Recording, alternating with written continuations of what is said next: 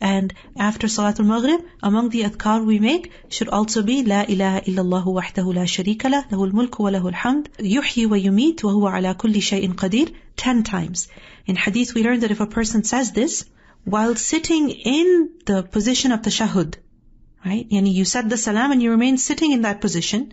You don't stretch your legs, you don't get up, you don't, move your position. You sit as you are and you say this 10 times, then we learn in hadith that 10 good deeds are recorded for a person, 10 sins are erased, 10 ranks are raised, and a person is protected from shaitan and everything evil.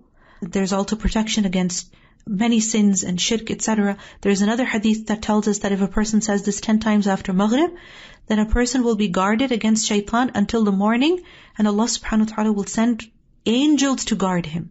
And the angels are described as maslahatan, yani angels that are well equipped. So think of like guards, that are equipped with their weapons and whatnot to guard someone important. That's how much protection you get from Allah subhanahu wa ta'ala. So especially this dhikr after Maghrib. Inshallah we will conclude over here. Barakallahu feekum. Subhanakallahumma wa bihamdik. Ashhadu an la ilaha illa anta.